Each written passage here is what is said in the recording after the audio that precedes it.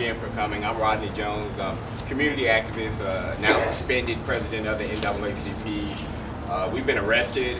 Mr. Huggins here, one of our hometown heroes, was tossed out of a school district meeting for merely expressing, using our First Amendment freedom of speech. My charges have been dropped.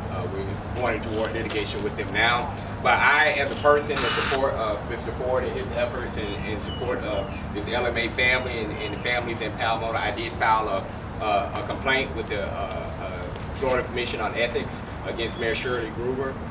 We have, it's not doubtful, it's not shady truth. We have definitive proof that they did exactly what we said they did. They created a fraudulent document. We have recordings. We have anybody is welcome to that information. It has been thoroughly vetted.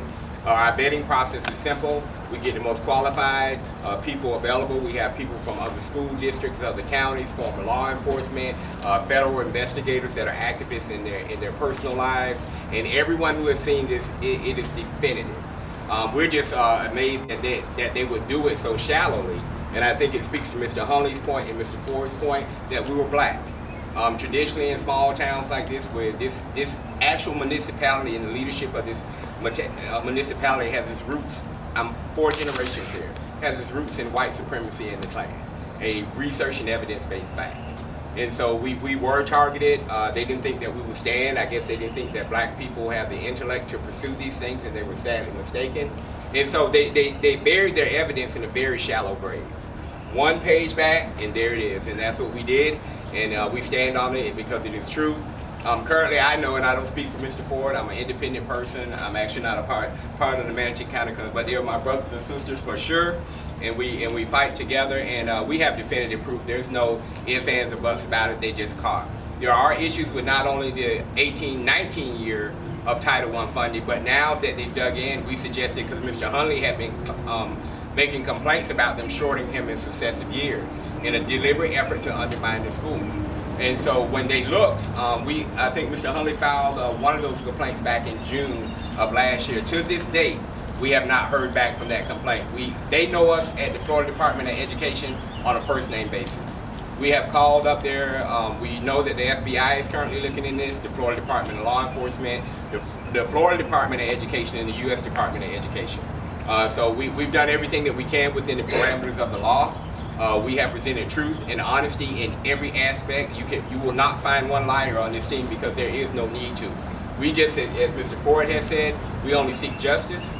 We only expect to be treated fairly, and we expect our kids to have the best in quality education, and that's why we're here. That's it. What's the next step moving forward? I think for us, we're going to have Mr. Ford do what he's famous for. He comes well fortified. He comes with an excellent reputation. I don't care who you call, people know this guy, and they say he's an excellent attorney. He presented to us like a man of integrity, a God-fearing man, and a man that believes in honesty and justice, and most importantly, he believes in the Constitution. These are constitutional violations.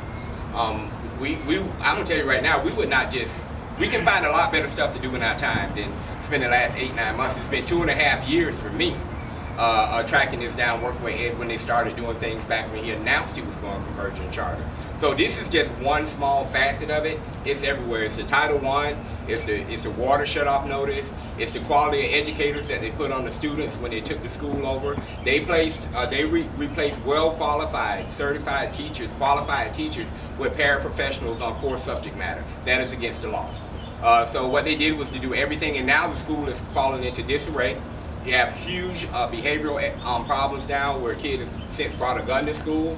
We've had a kid be Baker acted after the trauma caused at the school for a lockdown that occurred at Lincoln that didn't occur anywhere else in the county, but Lincoln was locked down. Even after law enforcement put out a notice to the public that there were no threats on the school, they immediately distanced themselves from the school district. And anyone who would like to see this stuff, we've got a bucket of it. We get all our accounts from their records, by their public records requests. We don't have the ability just to create this stuff for the school district in the city of Palmetto. So everything has been done soundly by public records requests, legally by request. Even the recordings that they made when we met with them, where staff members blatantly lied. They said they didn't know anything about it, and then we did an email pool of over 3,000 emails. This group right here went through all three. I'm proud of my people. They went through all 3,000 of those emails, and we, guess what? Pay dirt and bingo. pay dirt and bingo. The same people that said they didn't know anything about it were the same people that sent the emails to the district. 8 o'clock at night on the day before they took over the school. They had the people working overtime doing corruption. You know, so we stand true on our word, and God be the glory, not us. I mean, we're just telling the truth. We're just telling the truth. A question for Mr. Ford, if I may.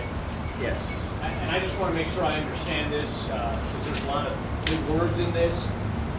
But essentially what you guys are saying is, A, the reason financially the school failed was because Manatee County was not providing the funds necessary that ended up causing all the other financial problems? That's my first question. That is exactly correct. This is a situation where, you know, the school district was responsible for making timely disbursements, and as a result of that, the LMA, Lincoln Memorial Academy, was not able to meet all of its obligations. So it's a great irony here that the school district would now want to hold the LMA accountable for not being able to pay their bills, when in fact they're the ones who should have made the timely disbursements to LMA so that they could do that. Okay, and then my second question, which is one of the other things y'all have mentioned, you're saying that the city of Palmetto doctored up a water bill to give the judge so that he thought you guys were going to get your water shut off, is that correct? That evidence was not available at the time of the DOA hearing.